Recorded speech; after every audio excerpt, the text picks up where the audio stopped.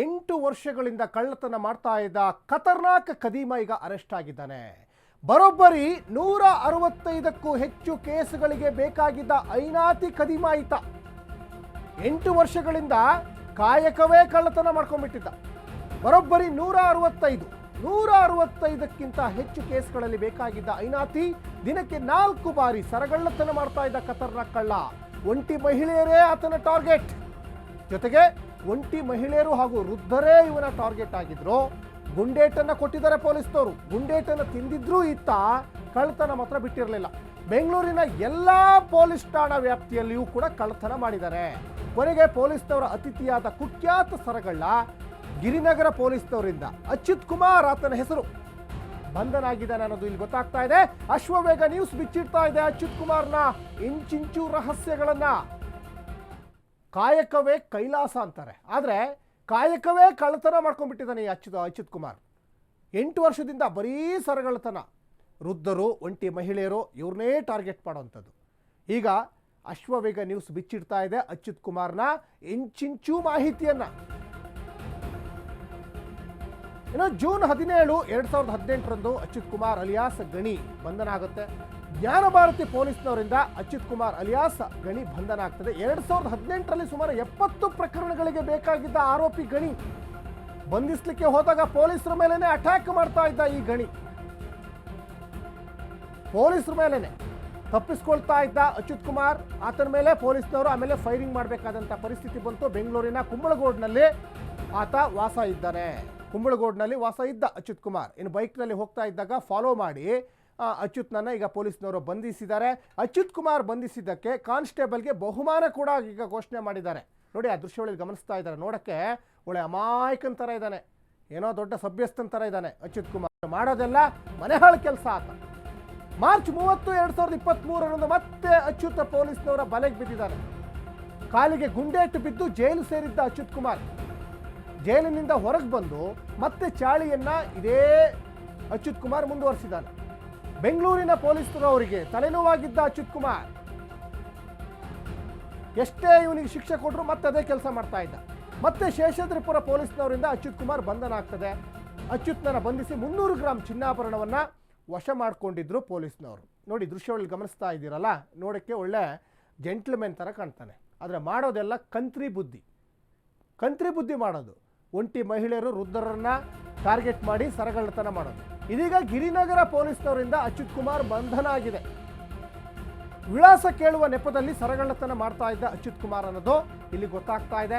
ಬೈಕ್ನಲ್ಲಿ ಬಂದು ಸರಗಳ್ಳತನ ಮಾಡಿ ಅಚ್ಯುತ್ ಕುಮಾರ್ ಎಸ್ಕೇಪ್. ನೋಡಿ, ಒಂದು ದಿನಕ್ಕೆ 4 ಸರಗಳ್ಳತನ ಮಾಡ್ತಾ ಇದ್ದ. ಕಳೆದ ತಿಂಗಳು ಖಚಿತ ಮಾಹಿತಿ ಆಧಾರದ ಮೇಲೆ ಆರೋಪಿಯ ಬಂಧನ ಆಗಿದೆ. ಇದೇ ಪೊಲೀಸ್ನವರಿಂದ 2ನೇ ಬಾರಿ ಅರೆಸ್ಟ್ ಆಗಿದ್ದ ಅಚ್ಯುತ್ ಕುಮಾರ್. ಇವನನ್ನ ಒಳಗಡೆ ಲಾಕ್ ಮಾಡೋದೇ ಒಳ್ಳೆಯದು. 541 ಗ್ರಾಂ ಚಿನ್ನಾಭರಣ, ಒಂದು ಬೈಕ್ ಈಗ ಪೊಲೀಸ್ನವರು ವಶ ಮಾಡಿಕೊಂಡಿದ್ದಾರೆ. ಗಿರಿನಗರ, ಕೊಡಿಗೆಹಳ್ಳಿ, ಸಂಜಯ್ ನಗರ, ಕೆಂಗೇರಿ, ಕೋಣನಕುಂಟೆ, ತಿಲಕ್ ನಗರ ಸೇರಿದಂತೆ 11 ಠಾಣಾ ವ್ಯಾಪ್ತಿಯ ಪ್ರಕರಣಗಳಿಗೆ ಈ ಗಣಿ ಬೇಕಾಗಿದ್ದ. ಅಂದರೆ ಪೊಲೀಸ್ನವರು ಅಂದರೆ ಇವರಿಗೆ ಮಾವಂದ್ರ ಥರ, ಜೈಲು ಅಂದರೆ ಇವರಿಗೊಂಥರ ಅತ್ತೆ ಮನೆ ಥರ. ಯಾಕಂದರೆ ನಾನು ಹೋಗ್ತೀನಿ ವಾಪಸ್ ಬರ್ತೀನಿ, ಈ ಥರ ಒಂದಿಷ್ಟು ಮನಸ್ಥಿತಿಯಲ್ಲಿ ಅಚ್ಯುತ್ ಕುಮಾರ್ ಇದ್ದಂತೆ ಕಾಣಿಸ್ತಾ ಇತ್ತು. ಸಾಕಷ್ಟು ಸಂದರ್ಭದಲ್ಲಿ ಜೈಲಿಗೆ ಹೋಗಿದ್ದಾನೆ, ಪೊಲೀಸ್ನವರು ಅತಿಥಿಯಾಗಿದ್ದಾನೆ. ಈ ಬಗ್ಗೆ ಹೆಚ್ಚಿನ ಡೀಟೇಲ್ಸನ್ನು ನಮ್ಮ ಕ್ರೈಮ್ ರಿಪೋರ್ಟರ್ ಬಸವರಾಜ್ ಕೊಡ್ತಾ ಹೋಗ್ತಾರೆ. ಬಸವರಾಜ್, ಕಾಯಕವೇ ಕೈಲಾಸ ಅಂತಾರೆ, ಆದರೆ ಕಳ್ತನ ಮಾಡೋದೇ ಕೈಲಾಸ ಮಾಡ್ಕೊಂಡ್ಬಿಟ್ಟಿದ್ದ ಈ ಅಚ್ಯುತ್ ಕುಮಾರ್. ಸಾಕಷ್ಟು ಸಂದರ್ಭದಲ್ಲಿ ಪೊಲೀಸ್ನವರ ಗುಂಡೇಟ್ ತಿಂದಿದ್ದಾನೆ, ಜೈಲಿಗೆ ಹೋಗಿದ್ದಾನೆ, ತನ್ನ ಚಾಳಿಯನ್ನು ಬಿಡ್ತಾ ಇಲ್ಲ. ಈಗ ಮತ್ತೆ ಬಂಧನ ಆಗಿದ್ದಾನೆ. ಏನಿದೆ ಇವನ ಹಿಸ್ಟ್ರಿ ಅಂತ? ಅಚ್ಯುತ್ ಕುಮಾರ್ ಅಲಿಯಾಸ್ ಗಣಿ ವಿಶ್ವನಾಥ್ ಈ ವ್ಯಕ್ತಿ ಎಲ್ರಿಗೂ ಅಪರಿಚಿತ. ಯಾಕಂದರೆ ಈ ವ್ಯಕ್ತಿ ಯಾವುದಾದ್ರೂ ಒಂದು ಸರಗಳ್ಳತನ ಆಯಿತು, ಯಾವುದಾದ್ರೂ ಒಂದು ಕಳ್ತನ ಪ್ರಕರಣ ಆಯಿತು, ಈ ವ್ಯಕ್ತಿ ಮೊದಲಿರ್ತಾನೆ ಒಂಟಿಯಾಗಿ ಕಳ್ತನ ಮಾಡಿದಾನಂದರೆ ಅದು ಅಚ್ಯುತ್ ಕುಮಾರ್ ಅಂತೇಳಿ ಪೊಲೀಸರಿಗೆ ಒಂದು ಇಮೇಜ್ ಇರುತ್ತೆ. ಯಾಕಂದರೆ ಇವನು ಯಾರ ಸಹಾಯವನ್ನು ಪಡೆದುಕೊಳ್ಳಲ್ಲ, ಯಾರ ಮತ್ತೊಬ್ಬರನ್ನ ಕರೆದುಕೊಂಡು ಬಂದು ಏನು ಅಟ್ಯಾಕ್ ಮಾಡಿ ಸರಗಳ್ಳತನ ಮಾಡುವಂಥ ಕೆಲಸವನ್ನು ಮಾಡಲ್ಲ.